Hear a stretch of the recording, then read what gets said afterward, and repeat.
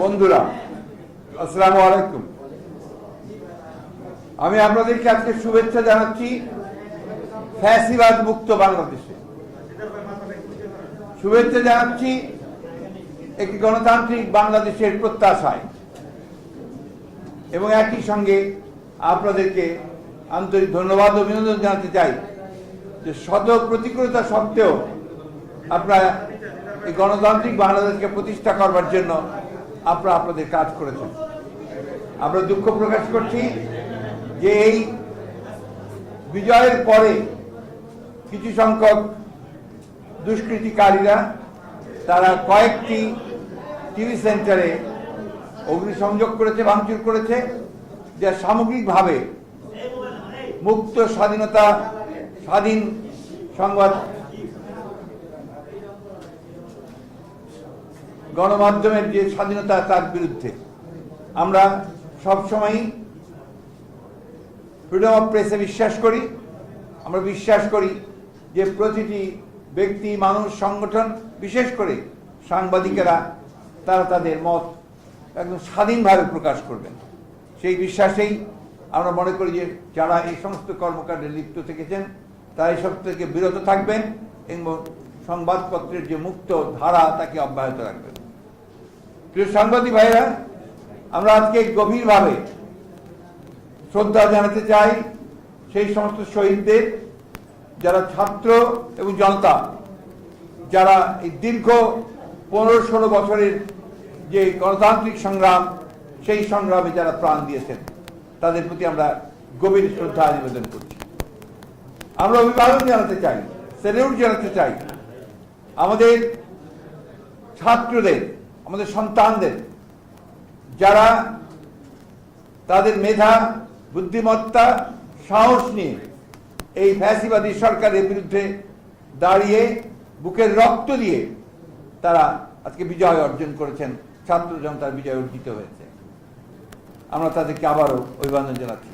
আমরা সকল রাজনৈতিক দল, সকল ব্যক্তি যারা এই সংগ্রামের সঙ্গে জড়িত ছিলেন, আছেন, পেশাজীবী, তাদের সকলকে আন্তরিকভাবে ধন্যবাদ এবং কৃতজ্ঞতা জানাচ্ছি এই আন্দোলনের শরিক হয়ে আজকে বিজয় অর্জন করবার জন্য। এই বিজয় অর্জন করা হয়েছে, এটা আরো বড় দায়িত্ব রয়েছে এখন প্রতিটি মানুষের, প্রতিটি বাংলাদেশির, প্রতিটি স্বাধীনতা প্রিয় মানুষের, প্রতিটি নাগরিকের এই স্বাধীনতাকে সুসংগত করা। সেই স্বাধীনতাকে সুসংগত করা তখনই সম্ভব হবে যখন আমরা গণতান্ত্রিক প্রতিষ্ঠানগুলোকে প্রতিষ্ঠিত করতে পারবো, তাদের প্রাতিষ্ঠানিক রূপ দিতে পারবো। আর সেই জন্যই আজকে সবচেয়ে বেশি যেটা প্রয়োজন সেটা হচ্ছে ধৈর্য, সংযম এবং পরমত সহিষ্ণুতার জন্য নিজেকে তৈরি করা। আপনাদের কাছে অনুরোধ করব যে আজকে আপনাদের মাধ্যমে আমি এই বার্তা আমরা সারা দেশবাসীর কাছে পৌঁছে দিতে চাই যে এখন অ্যারোগেন্স, ভেঞ্জিয়েন্স এগুলোর কোনো স্থান নেই। আপনার স্থান নেই কোনো প্রতিহিংসা বা প্রতিশোধ গ্রহণের। এখন যেটা প্রয়োজন, ধৈর্যের সঙ্গে পরিস্থিতি মোকাবেলা করে জনগণকে সংহত করে আপনার এই অর্জিত স্বাধীনতাকে সংহত করা, সুসংহত করা।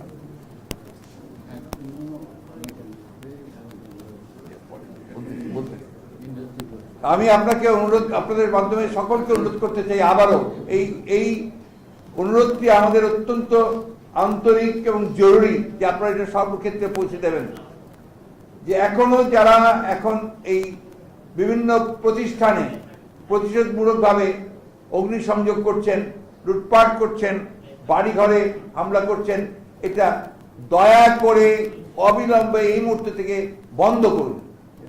যারা এটা করছেন তারা কেউ এই আন্দোলনের লোক নন, তারা সবাই কিন্তু আপনার যারা আন্দোলনের বিরোধিতা করেছে তারা এবং তাদের লোকেরাই করছে। এই বিষয়গুলো আমাদেরকে একটু মনে রাখতে হবে এবং সেইভাবেই আমি আপনাদের মাধ্যমে সারা দেশবাসীর কাছে অনুরোধ জানাচ্ছি। সেই সঙ্গে আমাদের দলের সকল নেতা কর্মীদেরকে আমি অনুরোধ করব যে তারা এই ব্যাপারে অত্যন্ত দৃঢ়তার সঙ্গে এদের বিরুদ্ধে প্রতিরোধ করে তুলে সমস্তকে একটা ঠান্ডা অবস্থায় তৈরি নিয়ে আসা করার জন্য ব্যবস্থা করে। দ্বিতীয় জিনিসটা যে পরবর্তী যেটা অত্যন্ত জরুরি, আপনারা জানেন যে গতকাল আমাদেরকে রাষ্ট্রপতি ডেকেছিলেন বিভিন্ন রাজনৈতিক দলকে, এবং সেনাপ্রধান এবং 3 বাহিনীর প্রধানরা সেখানে উপস্থিত ছিলেন, তারা ডেকেছিলেন। তাদের মাধ্যমে যে কথাবার্তাগুলো হয়েছে সে বিষয়গুলো আপনারা কালকে সবাই শুনেছেন। আবার আমি একটু রিপিট করতে চাই যে সেখানে শহীদদের জন্য দোয়া করা হয়েছে এবং তাদের পরিবারদেরকে যথাযথ আপনার ক্ষতিপূরণ দেওয়ার জন্য তারা অঙ্গীকার করেছেন, রাষ্ট্রপতি অঙ্গীকার করেছেন। রাষ্ট্রপতি অঙ্গীকার করেছেন যে যেহেতু শেখ হাসিনা পদত্যাগ করে পালিয়ে গেছে, সেই কারণে এখন শেখ হাসিনার ক্যাবিনেট পুরোপুরিভাবে আপনার বিলুপ্ত হয়ে গেছে, এবং এই সংসদে যেটা একটা দামি সংসদ, যারা বিনা ভোটে নির্বাচিত, তার উপরে এখন এই মুহূর্তে কোনো কার্যকারিতা নেই।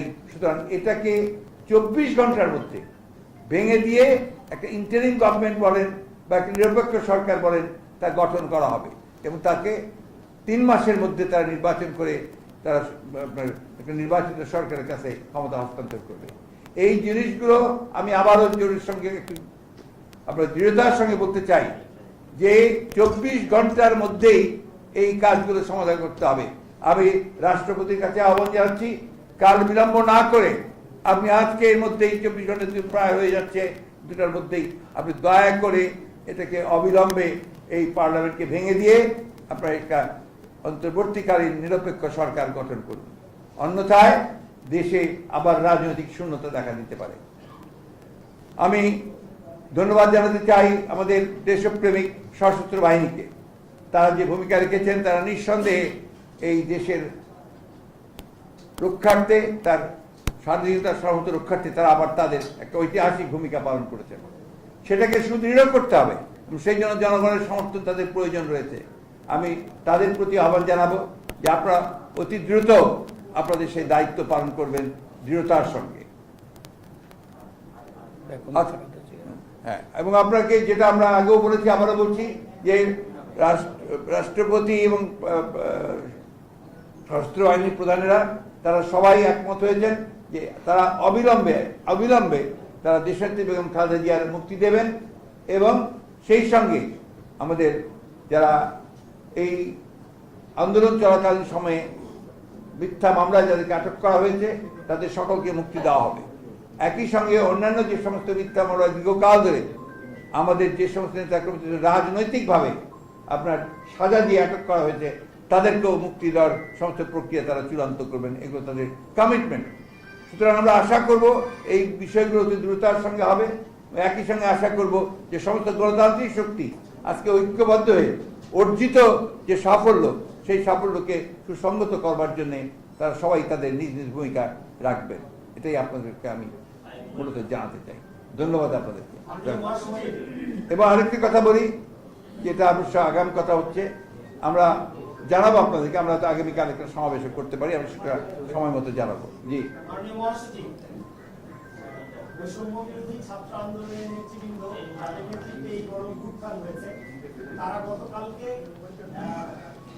সংবাদ সম্মেলনের মাধ্যমে বা গণমাধ্যমে তাদের বার্তা পাঠিয়েছে, সেটা হচ্ছে তারা অন্তর্বর্তী সরকারের প্রধান হিসেবে ডক্টর মোহাম্মদ ইউনূস সাহেবের নাম প্রস্তাব করেছেন। আপনারা এটাকে সমর্থন করেন কিনা? আমাদের এটা সমর্থন করার ব্যাপারটা তো ব্যাপার না, কিন্তু ব্যাপারটা হচ্ছে যে আমরা যখনই প্রেসিডেন্ট আমাদের কাছে প্রস্তাব দেবেন আপনার এই অন্তর্বর্তী সরকারের আপনার নামের জন্য, আমরা সেই সময় তাদেরকে প্রেসিডেন্টের নাম দেবো। কারণ এখানে প্লিজ শেষ করি, কারণ এখানে এখন constitutional head of the state is the president. উনি হচ্ছেন রাষ্ট্রের প্রধান, তারই একমাত্র এখতিয়ার আছে আপনার এই ধরনের ব্যবস্থাগুলো নেওয়ার জন্য। সুতরাং তিনি যখনই আমাদেরকে ডাকবেন আমরা অবশ্যই আমাদের যেটা নাম প্রস্তাব সেই প্রস্তাব আমরা দেবো। তবে আপনাদের একটা কথা বলে দিই, ছাত্রদের প্রতি আমাদের সম্পূর্ণ আস্থা আছে, এই আস্থা আমাদের আছে, এবং আমরা তাদের প্রতি তাদের আন্দোলনের সঙ্গে একাত্মবোধ করেছি, তাদের সঙ্গে আমরা একাত্মবোধ করছি। তবে আমরা প্রত্যাশা করব যে এখানে সর্বদলীয় ব্যাপারটার গুরুত্ব দেওয়া উচিত, যে জিনিসটা অত্যন্ত গুরুত্বপূর্ণ।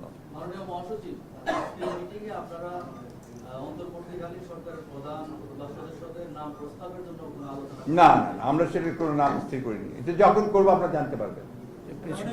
একটা বিষয় জানতে চান, আপনি প্রথমেই যে বললেন যে ফ্যাসিবাদ মুক্ত গণতান্ত্রিক বাংলাদেশে আমাদেরকে স্বাগত জানিয়েছেন।